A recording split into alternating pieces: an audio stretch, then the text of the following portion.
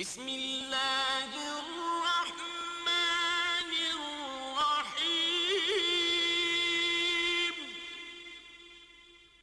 وَلَقَدْ يَسَّرْنَا الْقُرْآنَ لِلذِّكْرِ فَهَلْ مِن مُدَّكِرٍ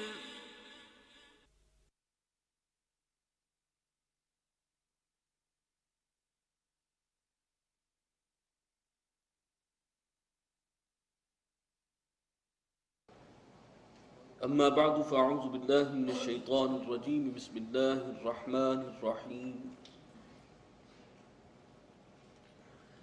واضرب لهم مثل الرجلين جعلنا لأحدهما جنتين من أعناب وحففناهما بنخل وجعلنا بينهما زرعا كلتا الجنتين آتت أكلها ولم تظلم منه شيئا وفجرنا خلالهما نهرا صدق اللہ العظیم رب اشرح لي صدري ويسر لي امري واحلل عقدة من لساني يفقهوا قولي اللهم الهمني رشدي واعذني من شرور نفسي اللهم ارنا الحق حقا وارزقنا اتباعه وارنا الباطل باطلا وارزقنا اجتنابه اللهم رب زدني علما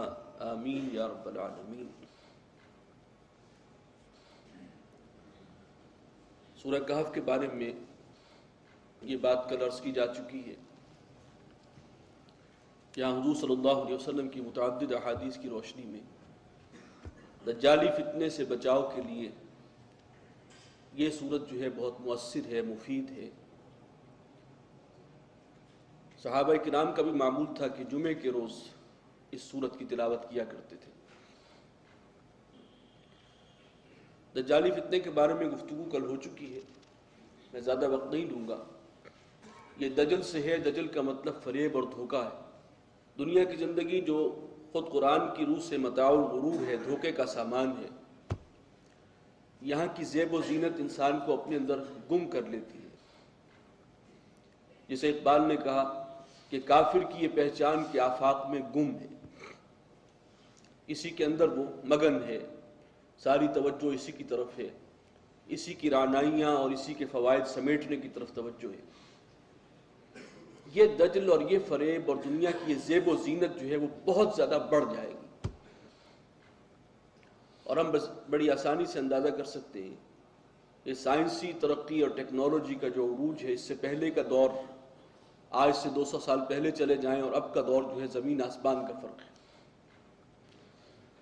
یہ جو دنیا کی زیب و زینت اور بناؤ سنگھار ہے، اس میں بے پناہ اضافہ ہوا ہے۔ ساری توجہ انسان کی اسی طرف ہے کہ کس طرح دنیا کی زندگی کو زیادہ سے زیادہ انجوائے فل بنایا جائے، زیادہ سے زیادہ جو ہے اسے دلچسپ اور پرکشش بنایا جائے، یہ لفظ زیادہ مناسب ہے۔ تو یہ ایک پہلو یہ ہے، اور دوسرا پہلو اس میں یہ ہے کہ بدقسمتی سے سائنس اور ٹیکنالوجی کی ترقی جن قوتوں کے ہاتھوں ہو رہی ہے، اس میں مذہب سے دشمنی اور خدا سے دوری جو ہے وہ ان کی رگ و ریشے میں سرایت کیے ہوئے ہے،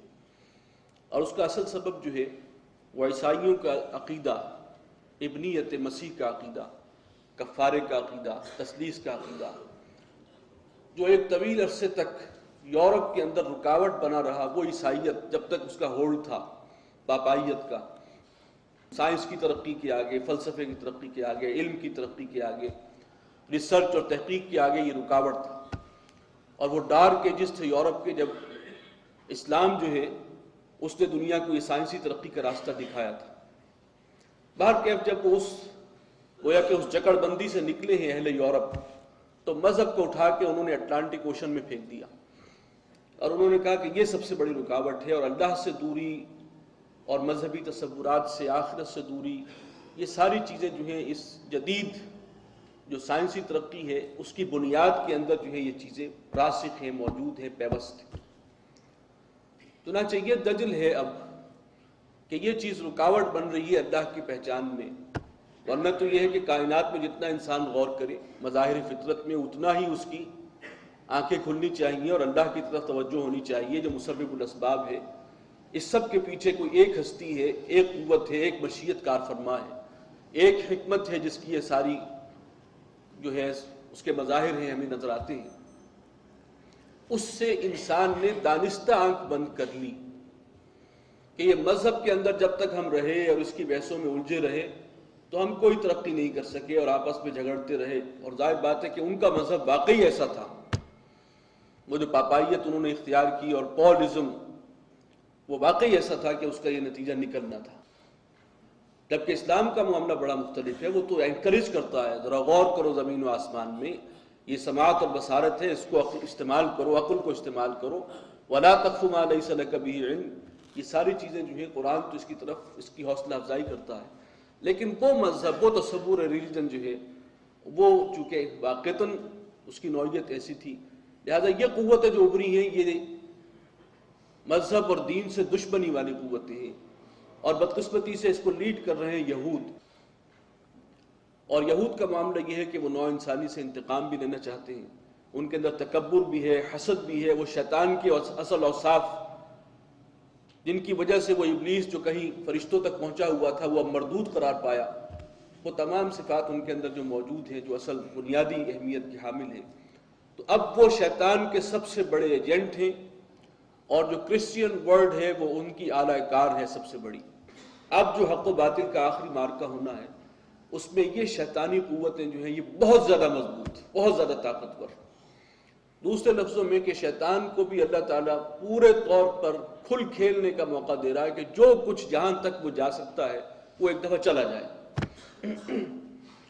اور پھر اس میں اہل حق کی آزمائش بہت سخت ہے، بہت سخت. اور دوسری طرف یہ ہے کہ ان کے ہاتھوں ہماری پٹائی بھی ہونی ہے.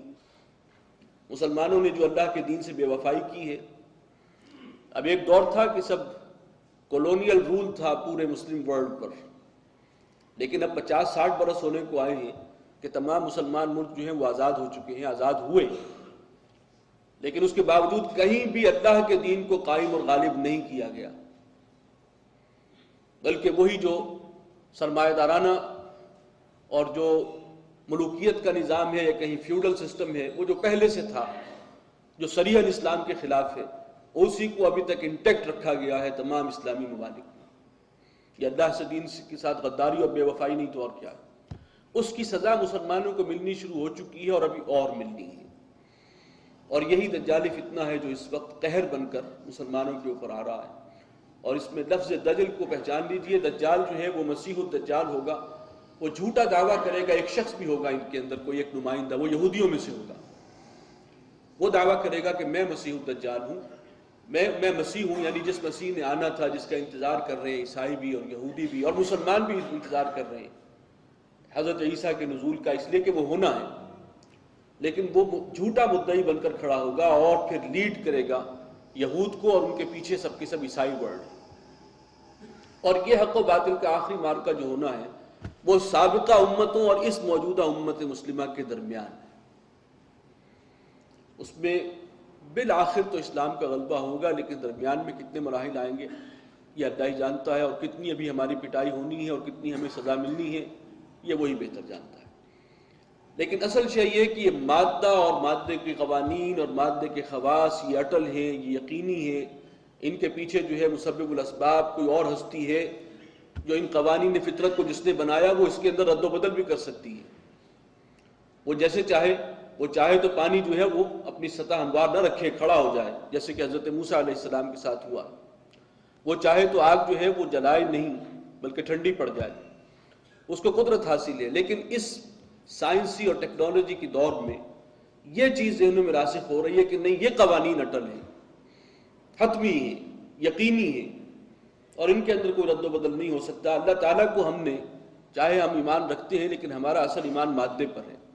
اللہ تعالیٰ کو ہم نے عملاً عضو معطل بنا کر ایک طرف رکھا ہوا ہے. سارا بھروسہ، سارا تکیہ جو ہے وہ اس وقت مادے پر ہے، مادی اسباب و وسائل پر ہے. اور یہ ابو جو آ رہا ہے اس کے اندر یہی بات آئے گی. تمثیل کی روشنی میں دو اصحاب کا قصہ ہے جن میں سے ایک کے پاس اللہ نے بڑی دولت عطا کی تھی، مال و اسباب دنیاوی سے نوازا تھا، اور دوسرا جو ہے وہ ایک درویش تھا، اللہ والا تھا. ان دونوں کے قصے میں اصل میں یہی پیغام ہے جو دیا جا رہا ہے کہ اصل بھروسے کے لائق